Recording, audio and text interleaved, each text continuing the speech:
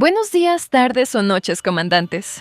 A la espera de los contenidos futuros que se vendrán el próximo mes, esta vez les traemos un video opinión sobre cuáles serían aquellos aspectos que podrían llevar a que Punishing Gray Raven se destaque mucho más allá del nicho en el que se encuentra en el mercado global. Como hemos sido testigos, la colaboración con Devil May Cry ha generado una ola bastante grande de nuevos jugadores que llegan a este maravilloso juego y puede que nos surja una pregunta curiosa. ¿Por qué antes de anunciarse la colaboración no existía tanta afluencia de gente?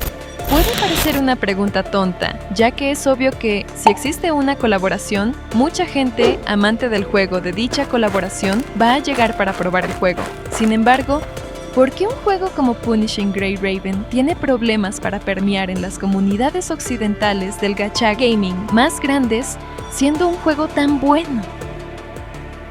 Creemos que todos los jugadores veteranos han presenciado una situación curiosa con sus cadetes cuando se vuelven instructores. Lo más normal es que siempre veamos el crecimiento de dichos cadetes, pero llega un punto antes del nivel 80 en el cual simplemente se desconectan y no regresan más, impidiendo a los instructores recibir la recompensa por la graduación. Esta es una situación que se vive a diario, en la cual nuevos jugadores llegan, juegan durante un par de días o semanas y luego no vuelven al juego. Las personas que juegan activamente saben todas las cosas buenas que tiene el juego, sin embargo siguen ocurriendo estas situaciones y debe tener alguna razón de ser. Podría pensarse que es algo normal en este género debido a que son juegos gratis. Lo cotidiano es que muchos jugadores lleguen a probarlos pero que no se enganchen lo suficiente y lo dejen de jugar. Pero sabemos que el potencial que tiene un juego como PGR es bastante grande para todos aquellos que no quieren precisamente jugar en mundos abiertos o semiabiertos, como pueden ser su hermano menor Wuthering Waves o los juegos de Hoyoverse, y tener una buena experiencia hack and slash. Sin embargo, falta algo más para encantar a la audiencia, por lo que, ¿creen ustedes que Punishing Gray Raven necesita reinventarse? ¿O quizá necesita un empujón de marketing como lo hicieron juegos como Zenless Zone Zero? Nacido como un juego para móviles a finales de 2019 en China, introdujo uno de los mejores combates para un RPG de acción de móviles y que ha sido continuamente aclamado por muchos jugadores, agregando a la fórmula un sistema mucho más dinámico donde cada personaje podría tener sus propios combos de habilidades y su propia forma de jugarse con una dificultad tanto exigente como casual para cubrir a todo el espectro de jugadores. Personajes carismáticos y con una estética atrayente, una de las historias más profundas y mejor construidas del espectro gacha, gráficos que a día de hoy se siguen viendo muy bien incluso en pantallas más grandes con su port de PC, un apartado sonoro y musical extremadamente impresionante con una de las mejores bandas sonoras en juegos gacha, eventos divertidos y variados, un sistema gacha generoso y suficientes recompensas para no necesitar usar el sistema de monetización en ningún momento, respeto absoluto por tu tiempo implementando opciones de accesibilidad para que hagas todo el contenido con un solo clic si no tienes tiempo para jugar. Igualdad de condiciones para todos los jugadores donde no importa si eres free to play o ballena, ambos podrán conseguir la mayoría de las recompensas del juego para que no se sienta el pay to win en ningún momento de la experiencia. Todo suena perfecto en este juego, pero parece que eso no basta para retener a una audiencia mainstream. Por lo tanto, quizá deberíamos echar una mirada a qué estrategias usaron juegos como Wuthering Waves, Zenless Zone Zero y los demás juegos mainstream para saber qué es lo que puede estar necesitando Punishing Gray Raven. Aclaramos que estas son opiniones con las que pueden estar de acuerdo o no, comandantes. Pueden dejar en los comentarios cuáles serían sus ideas sobre qué elementos necesitaría PGR para atraer a mucho más público.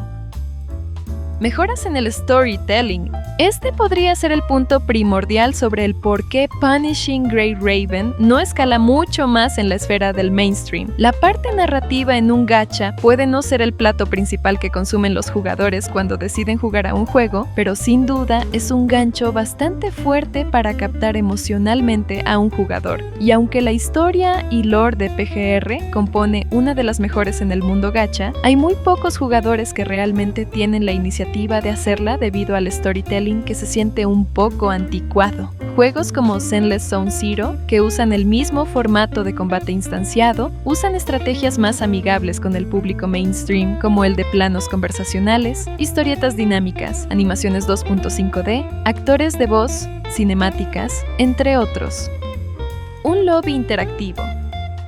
El equipo de Kuro Games, para el aniversario 4.5, nos mostró sus planes de crear un lobby interactivo en el que podamos caminar como comandantes e interaccionar con otros personajes. Luego de ese live stream, no se ha vuelto a saber mucho más de este apartado, pero creemos que este tipo de mecánicas sería de mucha ayuda. Muchos de los gacha mainstream que están actualmente en el mercado tienen este tipo de cosas en común. No creemos que sea algo extremadamente necesario debido a que existen algunos como Nick, Arknight, Blue Archive, que siendo muy aclamados, mantienen el diseño de lobby típico de juegos móviles, pero el poder interaccionar de forma más natural con los personajes podría hacer que te encariñes mucho más con el juego.